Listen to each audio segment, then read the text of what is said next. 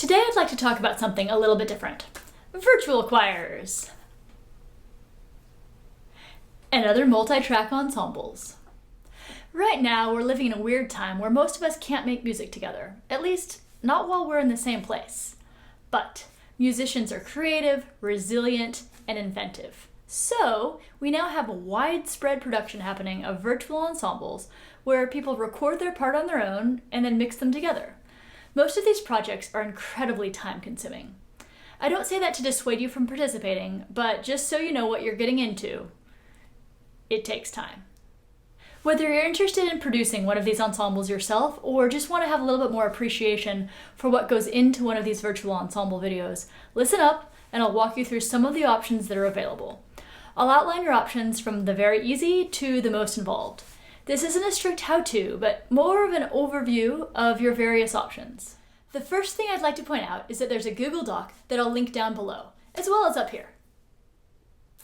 That document is a living document, and it will certainly be more up-to-date than this video.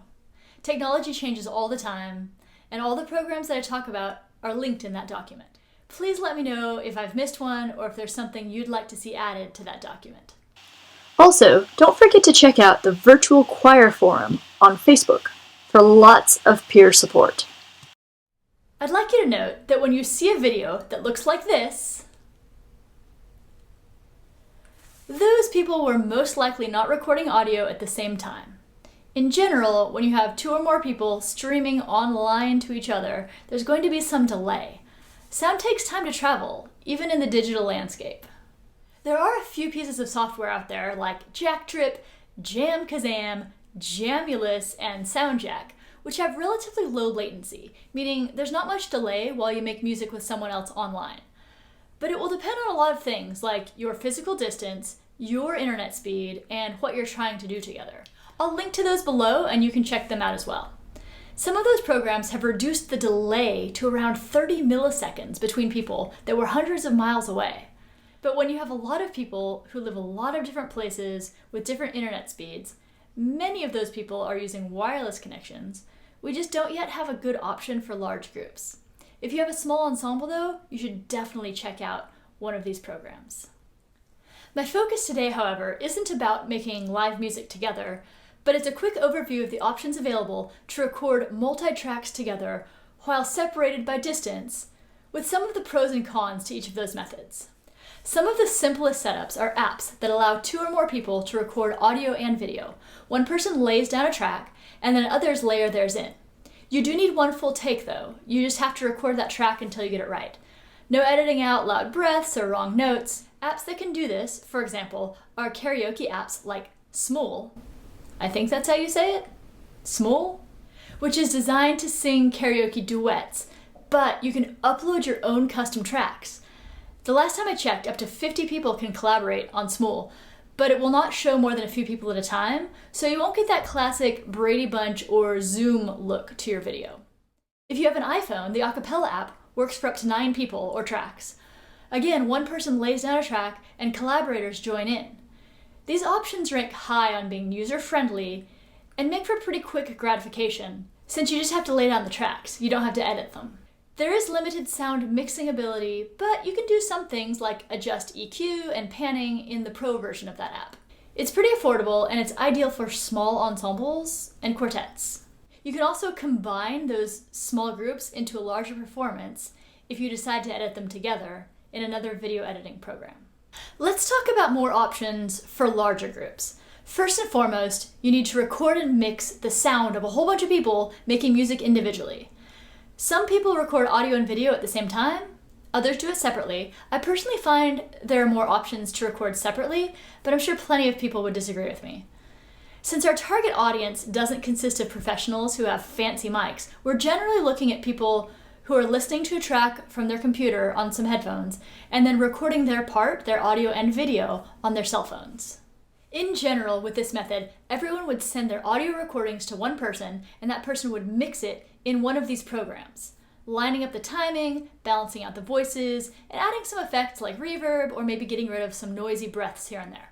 There are some online collaborative spaces where lots of people can access the same files. This is ideal if you can spread out the work or if you have more flexibility when recording a small ensemble and trust that every individual can handle their own tracks. These include sites like BandLab and BandHub.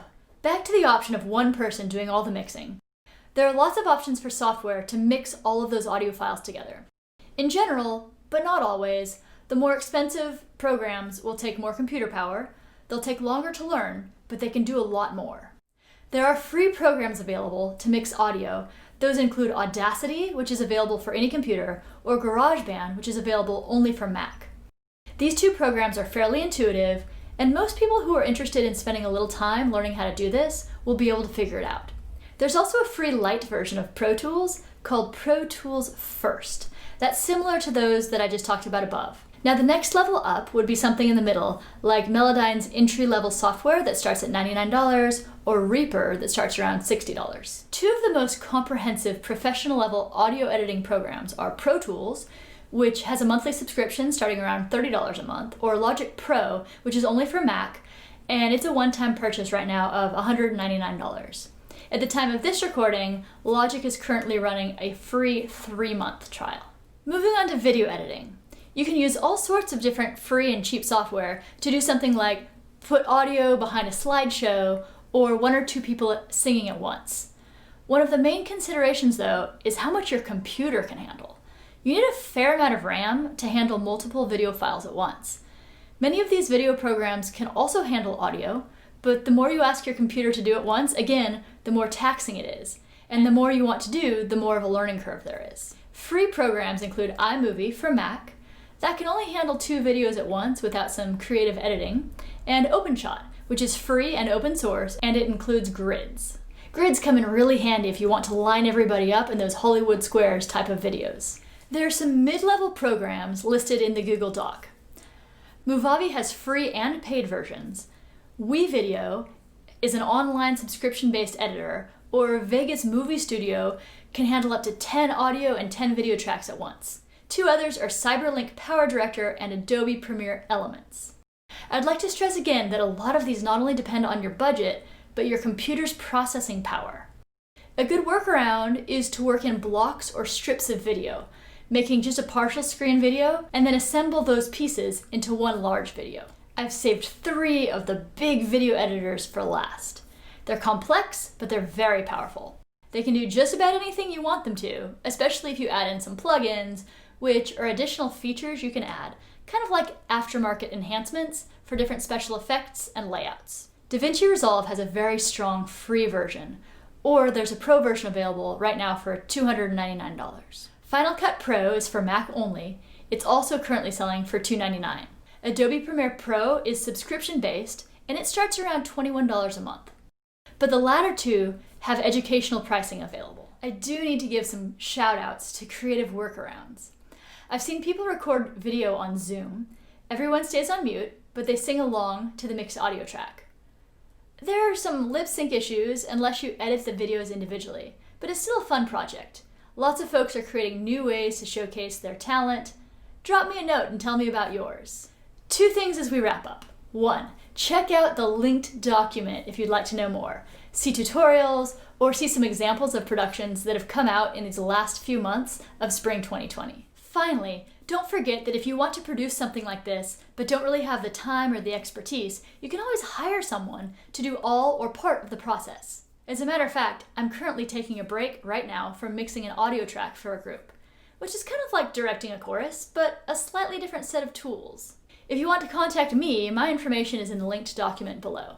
Please don't spam me. What virtual projects are you participating in? Feel free to drop the links of your favorite performances below. Don't forget to like and subscribe, and I'll see you next time.